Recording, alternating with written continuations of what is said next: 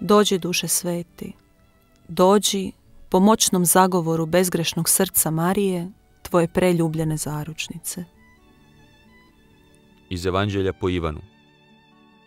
U ono vrijeme progovori Isus Židovima koji mu povjerovaše: Ako ostanete u mojoj riječi u istinu, moji ste učenici. Upoznat ćete istinu i istina će vas osloboditi. Odgovore mu: Potomstvo smo Abrahamovo i nikome nikada nismo robovali. Kako to govoriš? Postaćete slobodni. Odgovori im Isus: Zaista, zaista kažem vam, tko god čini grijeh, rob je grijeha. Rob ne ostaje u kući zauvijek, a sin ostaje zauvijek. Ako vas dakle sin oslobodi, zbilja ćete biti slobodni. Znam, potomstvo ste Abrahamovo, a ipak tražite da me ubijete, jer moja riječ nema mjesta u vama. Ja govorim što vidjeh kod oca, a vi činite što čuste od svoga oca. Odgovoriše mu: Naš je otac Abraham. Kaže im Isus: Da ste djeca Abrahamova, djela biste Abrahamova činili. A eto, tražite da ubijete mene. Mene, koji sam vam govorio istinu, što sam je od Boga čuo. Tako što Abraham nije činio. Vi činite djela oca svojega. Rekoše mu: Mi se nismo rodili iz preljuba, jedan nam je otac, Bog. Reče im Isus: Kad bi Bog bio vaš otac, ljubili biste mene, jer sam ja od Boga izišao i došao. Nisam sam od sebe došao, nego on me posla.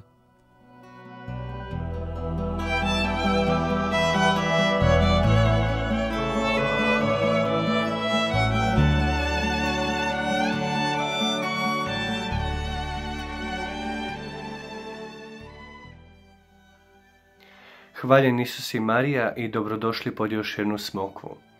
Drago mi je da ste još jedno jutro ili poslijepodne ili večer odabrali za razmišljanje zajedno s nama na temu Evanđelja današnjeg dana, srijede.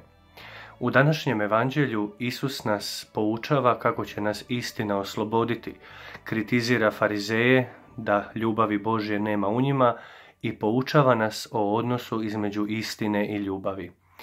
Ono što je najvažnije jest istaknuti da Isus, kada govori o oslobođenju putem istine, misli na važnost iskrenosti. Također ističe istinu i njezinu povezanost sa riječju Božjom. Mi se možemo pitati sada svi zajedno koliko od mi. Svi zajedno sada se možemo upitati koliko u mome životu postoji riječi Božje, odnosno koliko poznajem Bibliju, koliko poznajem riječ Božju, koliko ju koristim. Često se znamo susresti, a i vi me često to znate pitati putem društvenih mreža, kako se odnositi sa pripadnicima različitih religijskih sljedbi po pitanju razgovora o Svetome pismu. Najprije je jako važno dobro poznavati svoju vjeru i jako dobro poznavati na koji način se Biblija čita i koristi. Tada ćemo i mi moći onda razumjeti ovu riječ Isusovu, da je riječ Božja ta istina koja nas oslobađa. Također Isus u današnjem evanđelju kritizira farizeje kako su licemjerni jer jedno govore, a drugo čine, najvjerojatnije treće misle, a četvrto naučavaju. I nama se često zna dogoditi da se busamo u prsa time da smo katolici, kršćani, mašemo tako rekuć svojim krsnim listom, a koliko poznajemo, na primjer, evo u ovome slučaju, riječ Božju, odnosno crkveni nauk. Stoga je osim same činjenice pripadnosti katoličkoj crkvi, jako važno i poznavati što ta katolička crkva o određenim pitanjima naučava i što Isus točno o određenim životnim pitanjima govori u evanđelju. Isus također upozorava farizeje kako nemaju ljubavi Božje u sebi, nego da žive u laži, odnosno da Isusa ne razumiju i ne prihvaćaju, jer kako Isus veli da ste pravi Abrahamovi sinovi, kako sebe nazivaju farizeji u današnjem evanđelju, mene biste prihvatili, veli Isus. I doista je tako. I mi često, kao što sam već spomenuo, ističemo svoju pripadnost katoličkoj crkvi i svoje kršćanstvo, a u biti u samoj praksi, u međusobnim razgovorima i susretima, često iznosimo stavove ili činimo ono što niti je u skladu s naukom crkve, niti je u skladu sa riječju Božjom. Jednom prilikom Papa Emeritus Benedikt XVI izrekao je jednu jako lijepu i istinitu rečenicu. Naime, rekao je kako istina bez ljubavi ubija, a ljubav bez istine nikome ne treba.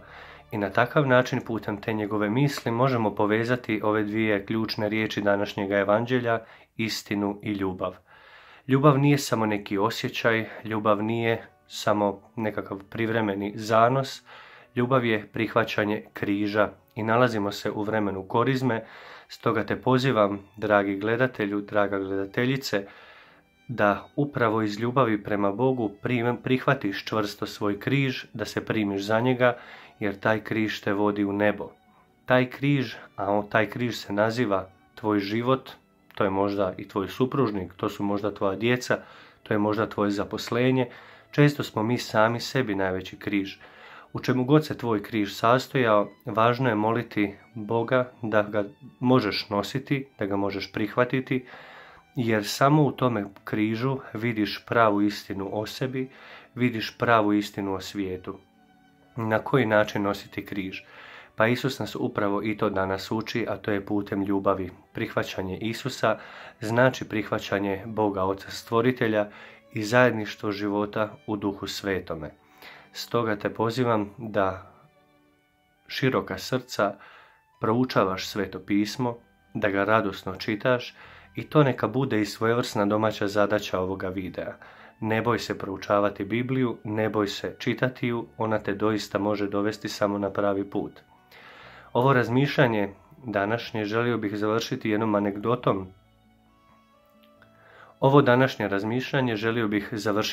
anegdotom. Naime, maleni 4-godišnji dječak jednom prilikom pitao je svoju majku kada je vidio da čita Bibliju, što je to?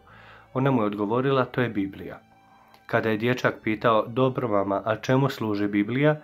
Majka, ne znavši u tom trenutku što odgovoriti i na koji način odgovoriti 4-godišnjem znatiželjnom dječaku, rekla je, a što ti misliš? Nakon što ga je upitala, dječak se malo zamislio i hrabro odgovorio, pa ja mislim da Biblija služi zato da znaš kojim putem treba ići. Doista, jedan istini događaj koji nas sve poučava zapravo čemu služi Sveto pismo, da ono služi za svakodnevnu upotrebu. Kako ga čitati? Pa ovaj projekt pod Smokvom, dolazak vaš ovdje pod Smokvu, vam je pravi odgovor na to. Svakoga dana liturgija crkve nudi čitanja, a osobito evanđelje na koje se možemo osvrnuti i ono nam može biti pravi poticaj, znak, Božji govor za svaki dan. Pozdravljam vas franjevačkim pozdravom, uz najljepše želje i Božji blagoslov, Gospodin vam dao svoj mir.